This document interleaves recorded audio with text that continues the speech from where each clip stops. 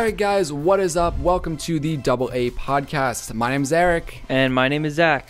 And like I said, this is the AA Podcast where we talk about filmmaking, technology, news, honestly just whatever we want to talk about. Today is March 23rd, 2018. And let's start the show off actually with some news. So, I guess actually that's my cue to start this time. So actually the first bit of news we want to talk about is about Apple. And to all you people that hate Apple, just bear with us. We'll be really quick about this. So Apple's holding an event next week as I hit the microphone. Tuesday? Yes, Tuesday. So that is March 26th. Or 27th. Yeah. And they're not going to be doing a ton. Basically, it's an educational keynote, Yeah. if you want to word it as that. And it looks like they're going to be releasing some new iPads. Probably just a cheaper iPad for education, so it's not going to have any fancy features compared to the iPad Pro lineup. The nice thing about this iPad is it's supposed to be a price tag of $250, $260, which is pretty cheap for Apple, not going to lie. Whether or not we will be able to buy that, because it might be just for educational use, I don't know. And then continuing on with the educational aspect, it looks like we also might see a new MacBook Air. Apple hasn't really updated the MacBook Airs in some time, but they might release a new one for educational use, and it should cost under $1,000, which is great. Again, whether or not we'll be able to buy it is another story. And jumping to our next segment of news, I think Zach has something. Yeah, so I was on TheVerge.com. I'm sure a lot of people know what The Verge is. And I saw an article about Samsung Galaxy S9s having unresponsive screens. This honestly doesn't surprise me very much. After the Note 7 blowing up on people and yada yada yada, having unresponsive screens, a lot of people are noticing it in the top end of the phone by the camera module and all that junk. So let's see. I mean, we'll keep you updated. I don't really know much about it yet. They're looking into it. But again, it really doesn't surprise me coming from Samsung. Yeah, go Samsung for making faulty phones. Yet again. I mean, you're also talking to two people that solely really only use iPhones. I've never actually really personally have owned a actual Android phone. I had some of those like slide out like phones. Yeah, same here. The crappy Android, whatever. So we'll see what maybe I would buy a Samsung, but not right now. Yeah, honestly, I'd go with one of like Google's like Pixel 2 XL. The Pixels, yeah, they have some really nice cameras. Badass I was gonna phone. say Nexus. Nexus isn't even I think around anymore. Anyway, that's some of our brief tech talk. Let's move on to some other bits of news that are more related to filmmaking that you guys actually might care about. So, drones. We all know that the DJI Mavic Air came out, a really small, compact, and relatively affordable drone. It has even better image quality than its technically bigger brother, the Mavic Pro. But the Air, like I said, better quality, super portable. I can't get over how portable this thing actually is. But it looks like DJI is going to be releasing some new drones. And that's what we want to talk about right now. So the first one is actually going to be a new Mavic Pro, the Mavic Pro 2. This one, a lot of people actually are holding off on buying like a Mavic Air right now because they want to know what the Mavic Pro 2 is going to actually do. And it looks like it might be a really great update.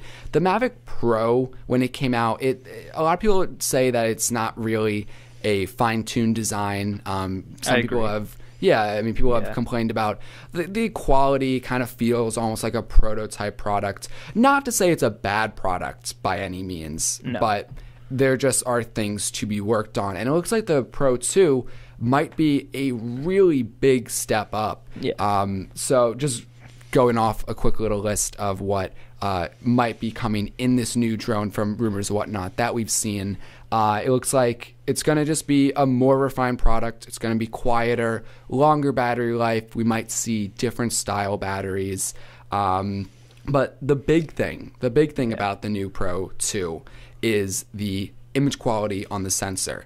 Right now we have a really small sensor that struggles in low light, image quality, whatever. But it looks like the new one will be possibly a 1-inch sensor and that'll actually bring it to the quality level of a Phantom 4 Pro, which isn't the top of the line drone because we do have the Inspire 2 right now, but the Phantom 4 Pro is a good drone. It's fantastic.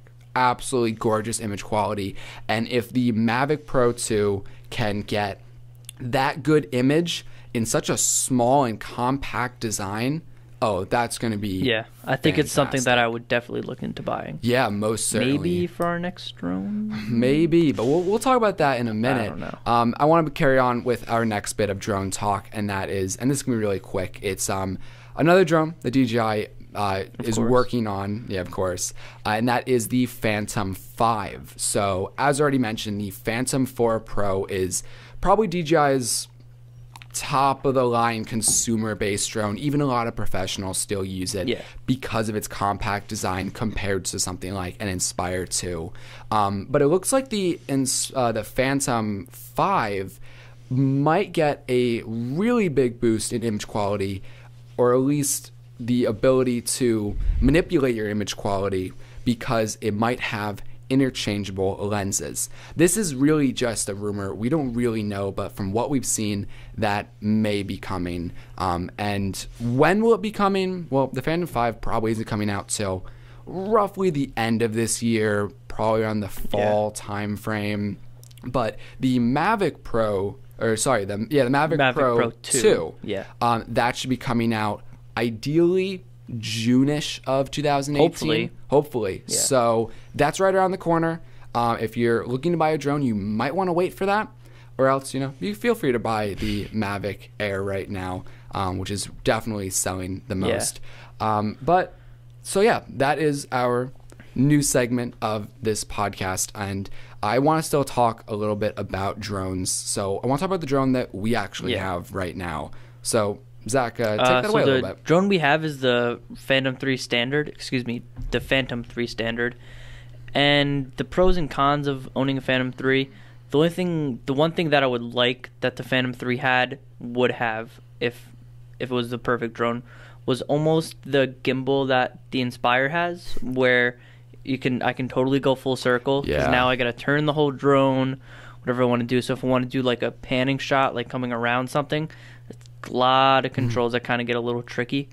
And maybe we'll get a new drone sometime soon. I'm not sure. Yeah, I mean, maybe drone 2, Mavic Air, Mavic Pro 2, probably one of those two if we're going to get a new one. Yeah, well, right now, as Zach already mentioned, we have the Phantom 3 Standard, and we actually bought it mostly because of its price tag. Yeah. We found it refurbished on eBay with a warranty for $370, and that is a complete steal right now.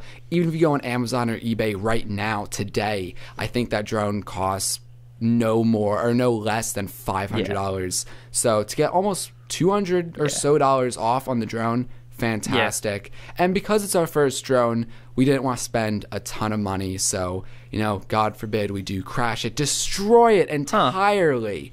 That's weird. I'm sorry. I think you crashed the drone too. I think you crashed it twice. Okay. Cut up your hand pretty good. Yeah. So I did crash the drone 2 times. The first time was because it did not have a solid GPS signal, and the second time was recently. I went to fly it right after the last snowstorm we had, and it started going sideways towards my father's car, and I was not gonna let it hit my father's car. So I just grabbed the drone, and it ate up so much in my hand, but I have survived. The drone survived. That's all I care about. Yeah, the drone survived. Forget Eric. Exactly.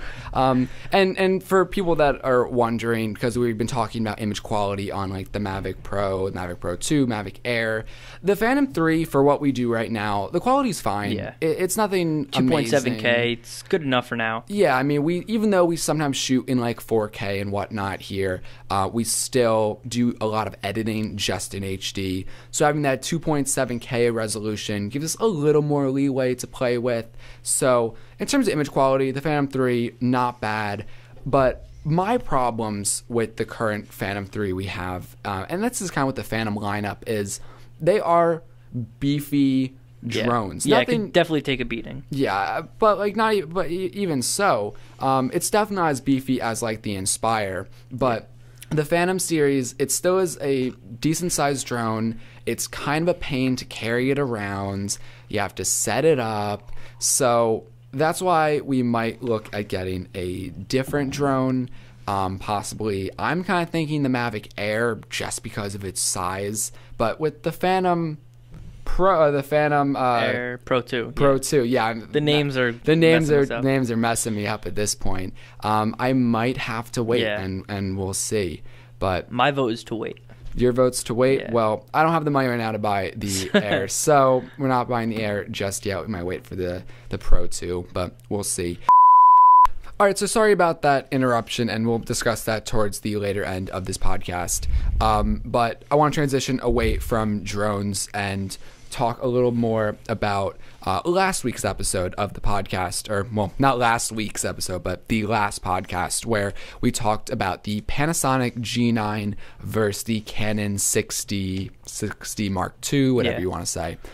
So as at the end of that video, we said that we were going to buy the Panasonic G9 for photography, and long and behold, we did buy it.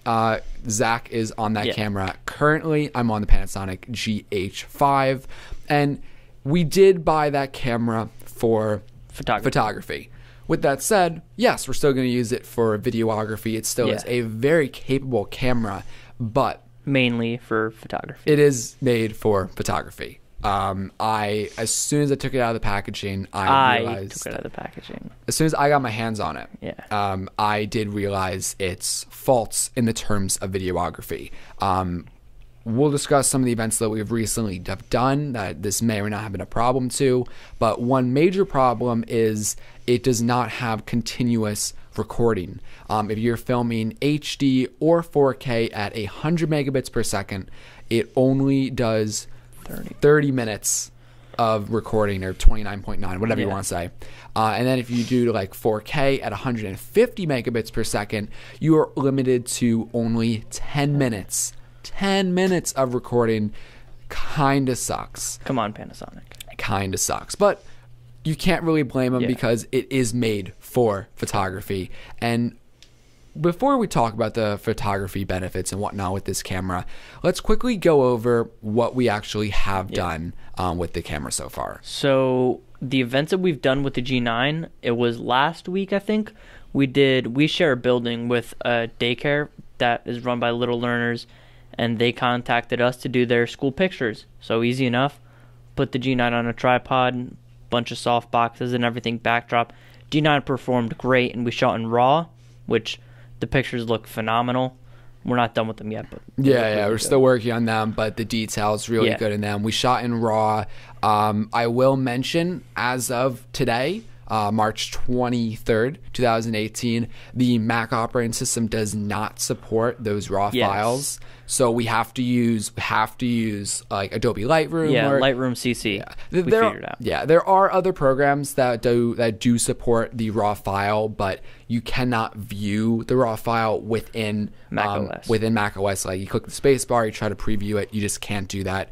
It's a headache right now, but I know Apple will release an update to fix that. So, and I think that's kind of understandable.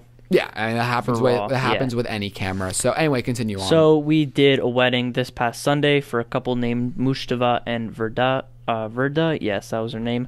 And we used the G9 for video because we weren't contracted for photography. Yeah, exactly. And it performed phenomenally, just right up there with the G9 or the GH5, excuse me, and the G9 or G85, excuse me. Yes, so many G's and same thing with the drones. So many words, but it performed very well. The battery life I was honestly very surprised with, even though it uses the same batteries as the GH5, especially in the photos with the Little Learners. Mm-hmm. We did about 500-600 pictures, maybe something around there. We took 2 or 3 of every kid. Yeah, it was a decent amount of photos we took. And we didn't go through a whole battery. Yeah, so exactly. That was good. I was very surprised by that. And then we had 2 plays that we filmed. We set up cameras all around the auditorium, and the second play in the Heights, camera did great. Autofocusing was good, all that kind of stuff. Manual focus, everything worked. And then same thing with the Play Previous called Dear Arduino. Camera performed phenomenally, excuse me. And for the money that we paid for the camera, honestly, it's surpassed my what's the word? Expectations. Yes. Expectations. That's a word. Yeah, exactly. So the camera's been great. Honestly, I love it, and I'm really glad we bought it over the 60 Mark II. Yeah. So just to reiterate some of the events that we've talked about. In the Heights, Dear Arduino, they're both theater performances. We took videos for the last wedding we did. That was, again, video. The only issues that we had with the two theater performances, as already mentioned, are the time recording limits. So every 30 minutes, Zach did have to restart the camera. Not the biggest deal, but you do have to keep that in mind. Definitely don't want to miss that 30-minute mark. Yeah. Because it will not restart. No, it won't. I'm sure there might be a hack or something in the future to fix that, but as of right now, that's not the case. As mentioned with the Little Learners photo shoot, that was a school photo shoot, kind of a studio environment with different flashes, softboxes, etc., and that camera performed perfectly fine. The only event we did not discuss is I also took the camera out to do an Airbnb real estate shoot. That's right. I was gonna take the GH5 out, but then I'm like, no, we bought the G9 for a reason, so let me do it. I took it out, and that's unfortunately when I realized that the Mac operating system does not support RAW, so that started the headache, but look, we figured out Lightroom and Adobe do support the RAW files at the moment. And those photos did come out phenomenal. Yeah. I mean, I couldn't be any more happy with the way they came out after post. Yeah, the RAW photos were really good, pretty easy to play with, and even when we were playing with them in Lightroom, the images didn't fall apart. Everything seemed relatively sharp. I didn't have to deal with a ton of low light, just using high slow exposure or slow shutter speed. So it exposes for longer. So yeah, we had no problems in that regards. One thing I did play around with, and I don't think you've really played around with it too much, Zach, is the built-in HDR mode. Yeah, no, I haven't really played with that too much. Yeah, I haven't. I need to play with it a lot more, but it seems like, especially for real estate, there are some really good benefits to using the built-in HDR. Definitely. Unfortunately, and this is not a surprise, but I really wish the HDR mode shot in RAW photos, but it only shoots in JPEG. That's simply because it has to take multiple photos and it processes the images in camera. Yeah. So, do you think that along with the 30-minute time delay in video, that eventually there will be a hack for the high-res photo mode in HDR?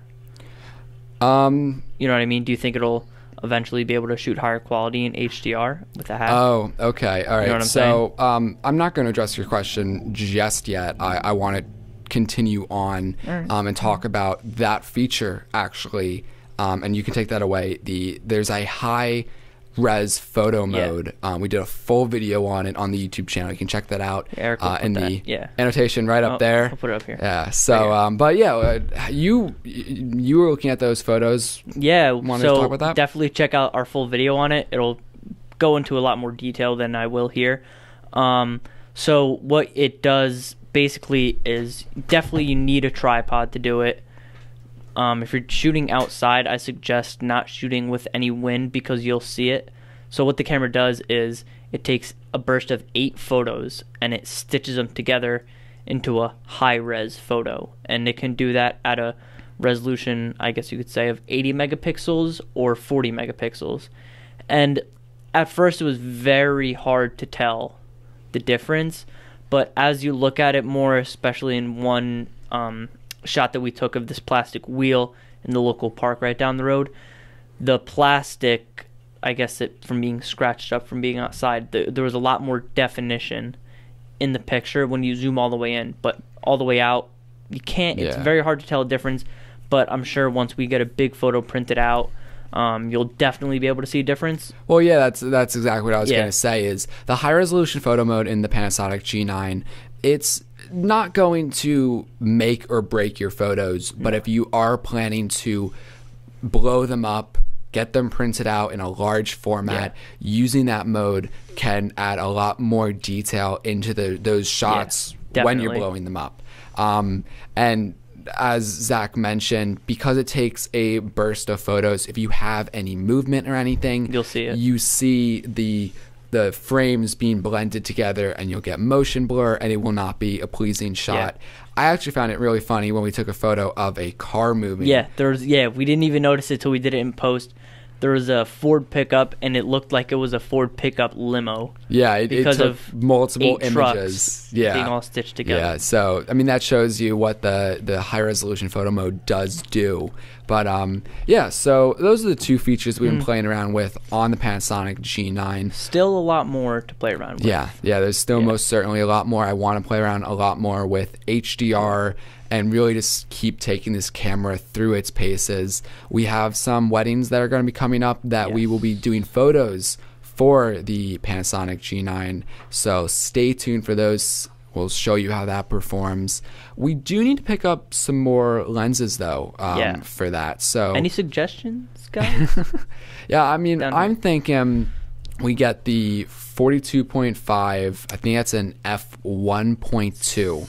Okay. We have the 1.7 right now. Yes. Okay. Yeah. But if we buy the 1.2, we'll get a ton more light, and that will be very beneficial, especially at like a wedding. Yeah. For portraits, all that stuff. I'm also thinking of, I believe it's the Panasonic 25 f1.4. So it's not a 1.2, which was a little disappointing, but it should still be a lot of light. Yeah, and it should be a really good portrait lens.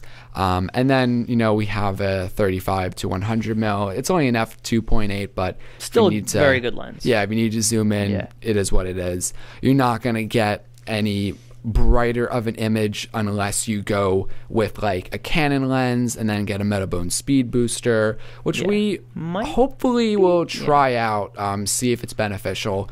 I'm a little on the fence about that because I like the fact that all these cameras are so compact, trying to minimize our setup here. So we'll see how that goes, but that is that. So at this point, I don't think we really have much more to talk about in this episode because you guys don't ask us questions. So if you want to have any questions answered, leave that in the comment section below, and we'll answer that on the next podcast. One more thing, actually. What's that? Going back to what Eric was saying about doing photos that, we have upcoming weddings that we're going to be doing photography at. We might be taking a behind-the-scenes shooter with us. So we'll keep you updated on that. Look out for the video, because we might have a behind the scenes of how we shoot a wedding and how we go through the paces of doing that. So that'll be some great insight for you guys if you're trying to get into wedding videography or photography for that matter, and any other events and whatnot that we do. So without anything else to say, I think we're signing out at this point. Guys, again, if you have any questions, leave that in the comment section below, and hopefully next week, probably not. We'll do another podcast, so stay tuned for that. Anyway, guys, peace.